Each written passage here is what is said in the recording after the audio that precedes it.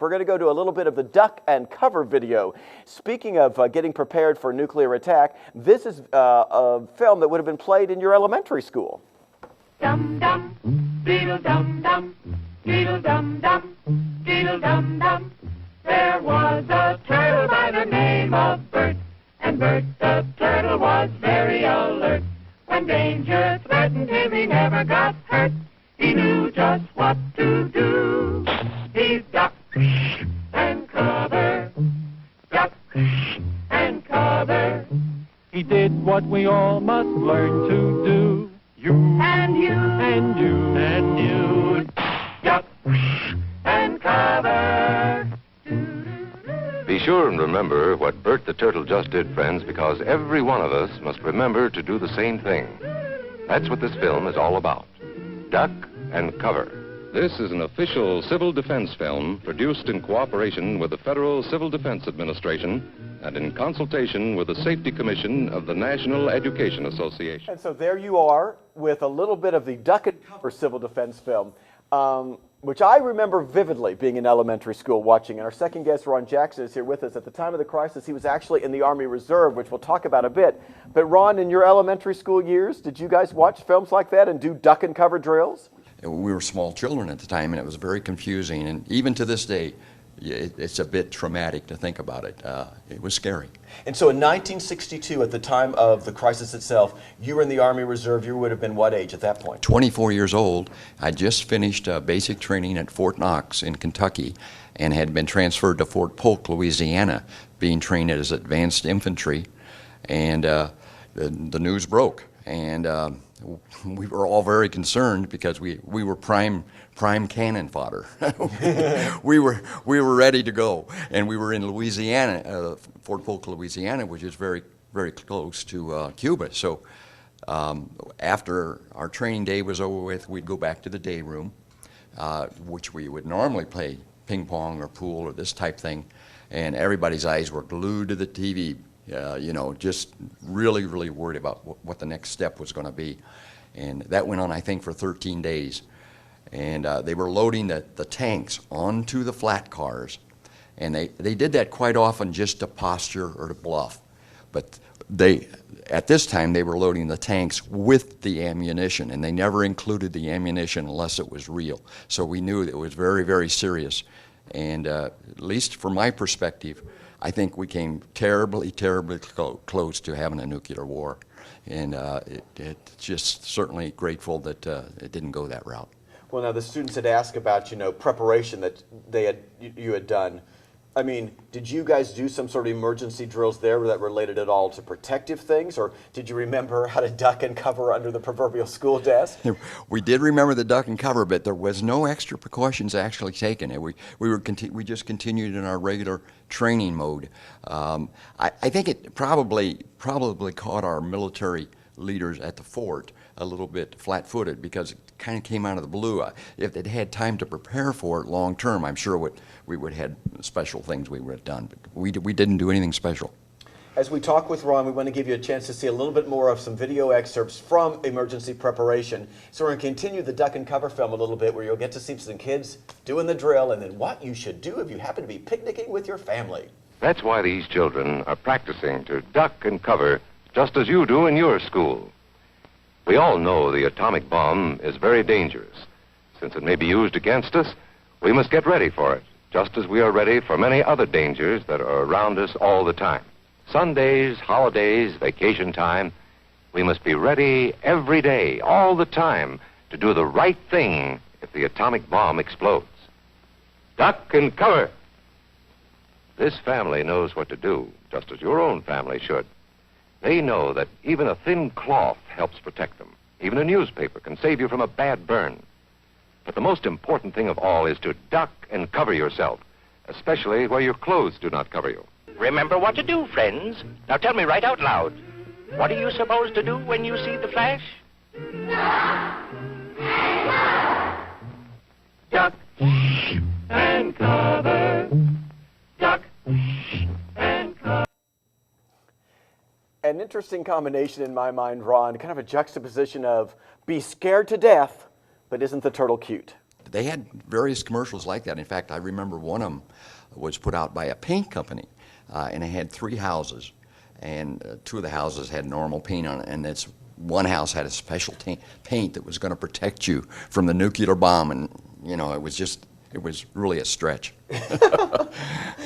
Of course, we know certain things today we might not have known them, but it's interesting. They knew about radiation, obviously, at that point. The government knew what had happened at Hiroshima. The government knew what had happened in Nagasaki. And so they had that. It's interesting to think that they were letting the public understand that if they could throw the newspaper over their head in the middle of the picnic, they might be protected. I think that was partially to keep the public from panicking. I mean, there's only certain minimum things you can do to protect yourself, so they just didn't want to scare them to death. What other questions do our student groups have? Let's go back to Pennsylvania. Come on in, Johnstown. What would you like to know? How were the missiles transported from the Soviet Union to Cuba? Oh, thanks very much. The question from them is, how were the missiles transported from the Soviet Union to Cuba? Well, we've got some images of that because they came aboard ship is what they did. So we're first of all going to go to image 16, which is going to give you an image that would have been taken from one of our low-level spy planes of a Soviet ship that's going to be going to Cuba. And this is the Poltava, if I'm remembering it correctly. And the objects that you see covered on the ship are actually parts of a nuclear weapon. In our next picture, 17, you're going to see another ship from that period of time that was also covering things. And you're going to notice they called this cratology, which was an interesting CIA term. You see the big crates that are on the boat? They were trying to figure out what was inside the crate. Now, of course, the CIA had all sorts of pictures of what Soviet missiles would look like, what the parts would look like, how they would be broken down, etc. So they were trying to interpret what would fit into those kinds of different crates. And our next image, image 18, just gives you another picture again. And at this point, you're seeing all sorts of parts of missile erector pieces, fuselages that are there at the front. All of these kinds of images were coming across to the CIA, and of course, eventually, the United States was presenting them to the United Nations and to the rest of the world. But that's how those things got to us, was via ship. Almost a lot of things happened via ship at that point in time, as opposed to, and obviously you weren't going to air travel, all that stuff. Let's go to another student group. Slater, Missouri, another question from you guys. Did you trust President Kennedy's decisions during the crisis? So in terms of did you support President Kennedy's decision during the crisis? Did you think the quarantine was a good idea? Oh, I'm glad that question was asked because at the time, needless to say, I was scared. So I wrote a letter home. I was 24 at the time. Wrote a letter home to my mom and dad. I said, you know, I didn't vote for Kennedy. I don't agree with a lot of his policies, but he's absolutely right. We can't leave missiles 90 miles away from our shore, aimed at our cities that are nuclear missiles. We just can't do it. And I certainly didn't want to go to war, but sometimes you just can't let things go on. And the image you're seeing up on the screen right now is of Kennedy signing the quarantine order. The image you saw previous to that was President Kennedy with General Curtis LeMay, the Joint Chiefs of Staff, and other advisors, including one of the U-2 reconnaissance pilots. And there was a lot of conversation amongst the Kennedy administration, amongst the Joint Chiefs, about the best way to respond. There were people who wanted direct military action. There were people who wanted invasion. There were people who wanted to go ahead and nuke Cuba to start with. And Kennedy decided on the quarantine order as the middle road, which would hopefully be able to stop the Soviets from going over the brink. Now, we've got some images of, video of air raid scrambles and soldiers going. You mentioned the idea that you had drills where they were putting the tanks onto the flatbed trucks and they armed with munitions. Right. In the same way that Ron would have been living those drills at his fort location, other soldiers were living different kinds of drills. And this is newsreel footage of those who would have been pilots and what they would do should the scramble order come to go to war. And the Missouri Air National Guard would not be idle either. These pilots are taking a break in the daily routine, a moment of rest, they think. But that familiar buzzer breaks through the quiet base. A scramble has been called to seek out unidentified aircraft.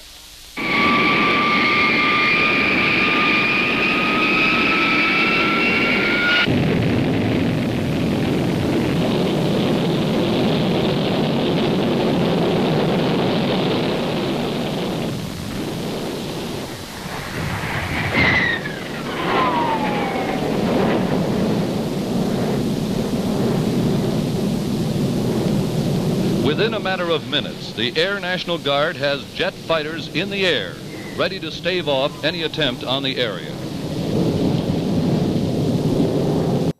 Those types of scramble drills would have been done during the height of the Cold War anyway, but they were certainly done during the Cuban Missile Crisis. And if you're not familiar with the emergency system, there's something called DEFCON, which was the different levels, and you didn't want to get to 1. But during this crisis, we actually did get to DEFCON level 2. We've learned later as a result of CIA declassification. And it's my understanding that that's the only point in time, at least that we know about, that we've actually reached a DEFCON 2 level. I think it is. And of course, there may be things we don't know that they haven't declassified yet, but in terms of what they told us. And that strikes at a question that James sent us via email. James, thanks for sending it in. He asks, since 50 years have passed, has there been any material declassified recently that shows what the public wasn't told? And interestingly enough, James, that's very, very true. We've learned just very recently that there were tactical nuclear weapons in Cuba that, in fact, the administration didn't know about. And that even though most of us think that the missile crisis ended at the end of those 13 days when Khrushchev said, okay, we're going to turn around and we're going to take everything out, and the UN decided to send the mission down there to make sure that happened, the tactical nuclear weapons were still in Cuba. And in fact, it was a Soviet ambassador to Castro who, in essence, kind of tricked him to get those missiles out because Castro wanted to keep them. And what we've learned is that the Soviet minister actually told him a lie, which indicated that there was a Soviet law that prevented permanent transfer of nuclear missiles. And so he had to give them back.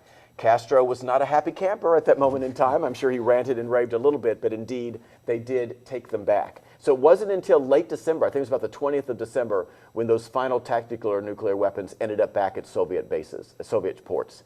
So that's an example of some new information that we've learned. And of course, the public wasn't told at the end of the crisis that we had agreed under the table, so to speak, quietly, to remove our Jupiter missiles from Turkey, which were extremely close to the Soviet Union at the time as well.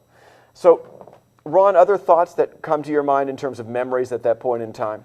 The only thing, I would like the kids to know how terribly devastating this power is. I went to Purdue University and went back for a 50th year reunion. Sitting at my table was one of the students who spent his entire life in the Navy. He commanded nuclear submarines his entire life, both tactical and the boomers, the strategic submarines. And he told us at that table, just one of those submarines with its power could annihilate the world. And that's scary and that's powerful. St. Michael's School, let's go back to you guys in Illinois. Another question? Do you think President Kennedy's actions during the Cuban Missile Crisis were connected to his assassination? Oh, do you have any... We have a conspiracy question. No. Do you think there's any possible link between Kennedy's actions in Cuba and what resulted in his eventual assassination? Wow. I know I have actually seen and heard theories like that, but I personally don't know whether it's true or not. And, it's kind of, I believe it's a bit of a stretch, but maybe it's true. Another interesting thought that crosses my mind in terms of connections is, undoubtedly, folks, Kennedy's response, you see Kennedy here again, this is with Gromyko and Dobrynin, and this is the day from October 18, 50 years ago today, actually, when the Soviet ambassadors were telling Kennedy that, no, the missiles aren't there. There's nothing like that in Cuba. But he was obviously influenced as well from the Bay of Pigs incident, because prior to this period of time, the United States the CIA had worked with a group of folks who had left Cuba and were going back to Cuba to try to overtake the island, and had promised them certain air support, promised them certain things that did not end up happening. And the Bay of Pigs invasion became a debacle by anybody's probably historic sense of the word.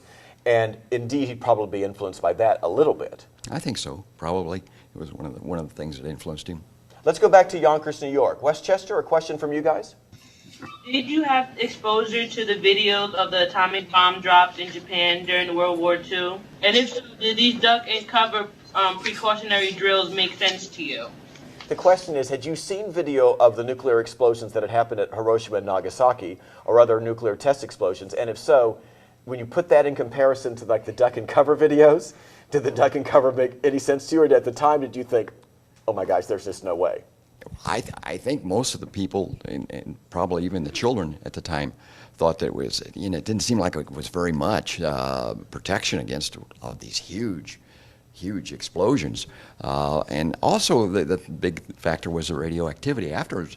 So you live through the explosion, you've got to live now with radioactivity, which I'm not sure how much fun that would be.